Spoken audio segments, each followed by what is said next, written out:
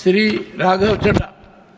Sir, इस सदन के नेता रहे स्वर्गीय अरुण जेटली जी, जिनके साथ मेरा व्यक्तिगत रिश्ता कुछ खट्टा मीठा रहा, वो कहा करते थे कि pre retirement judgments get influenced by post retirement jobs.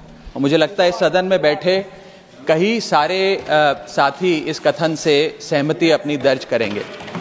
Sir, पिछले कई सालों से, एक लंबे समय से एक चलन चलता आ रहा है कि जजों की रिटायरमेंट के बाद उन्हें एग्जीक्यूटिव रोल्स या पॉलिटिकल रोल्स दिए जाते हैं। कुछ लोग हमारे सदन में गवर्नर, राज्यसभा सदस्य बनकर आ जाते हैं, कुछ लोग रिटायरमेंट के बाद कई सूबों के गवर्नर लग जाते हैं। इससे कई प्रकार के सवाल जनता के मन में आते हैं।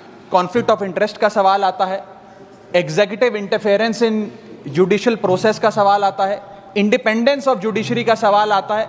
तो मेरा सरकार से ये सवाल है कि कुछ सुझाव जो लगातार कई समितियों के माध्यम से भी सरकार के पास आए, जो मैं अभी बताना चाहता हूं, इस पे सरकार का क्या विचार है। पहला, कि जजों की रिटायरमेंट के बाद एक कूलिंग ऑफ पीरियड होना चाहिए कि करीब करीब 2 साल तक किसी भी जज को रिटायरमेंट के बाद कोई एग्जीक्यूटिव या पॉलिटिकल रोल ना दिया जाए और किसी समिति की चेयरमैनशिप भी ना दी जाए।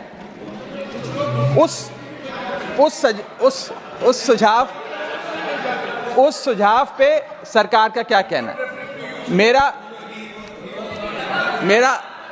मेरा दूसरा सुझाव।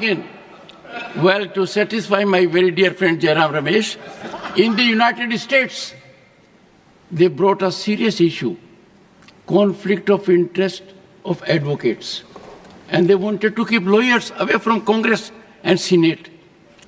It was severely debated.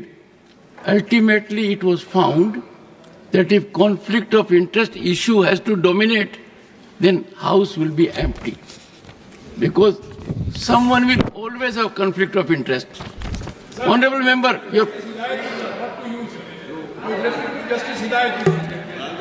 Justice Hidayatullah, honorable members, for your benefit, happens to be the only one in the country who was Chief Justice of India, Vice President of India, and also discharged the functions of President of India without being Vice President or elected President.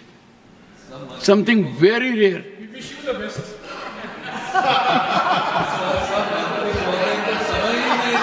Raghav ji, आप अपना प्रश्न पूछिए। मैं शुरू से शुरू करूं sir? Sir, मैं समाप्त कर रहा हूं सर। और आपने एक बात कही मुझे अजीब लगी।